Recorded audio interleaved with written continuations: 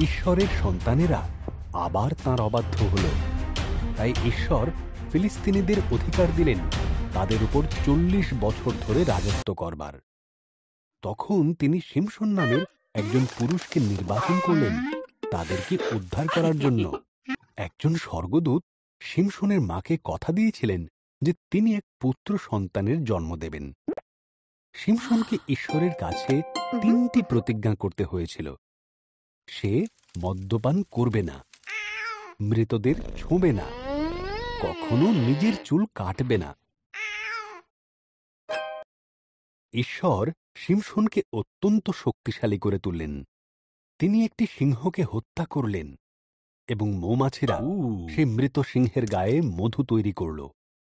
শিমশন সে মৃত সিংহটিকে স্পর্শ করলেন এবং ঈশ্বরের কাছে করা প্রতিজ্ঞাগুলির মধ্যে একটি প্রতিজ্ঞা ভঙ্গ করলেন। এমনকি তিনি সেই মধুও খেলেন। দলিলা নামক এক মহিলার প্রেমে পড়লেন শিমশন। কেন শিমশন এত শক্তিশালী সেটা খুঁজে বের করার জন্য পলেস্তীয়রা দলিলাকে প্রচুর অর্থ দেবার আশ্বাস দিল। দলিলা শিমশনকে বারবার জিজ্ঞাসা করতে লাগল। শেষ পর্যন্ত শিমশন দলিলাকে বলেই দিল তার শক্তির রহস্য। যদি আমার চুল কাটা যায় তাহলে আমার শক্তিও চলে যাবে।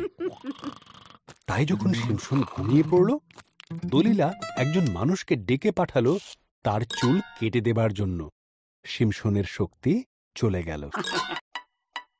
ফিলিস্তীয়রা যখন এলো, খুব সহজেই তারা তাকে বন্দী করল। তারা তাকে অন্ধ করে দিল।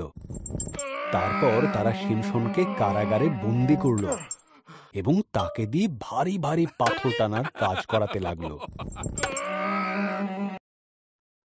ধীরে ধীরে শিমশনের চুল পূর্বের অবস্থায় ফিরে এলো। ফিলিস্তীয়রা শিমশনকে তাদের মন্দিরে নিয়ে এলো তাদের মিথ্যা দেবতা দাগনকে ধন্যবাদ দেবার জন্য।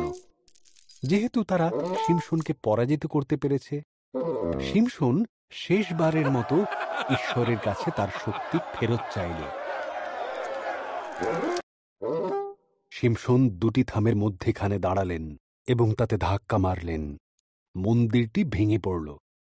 সমস্ত ফিলিস্তীয়রা মারা গেল এবং সঙ্গে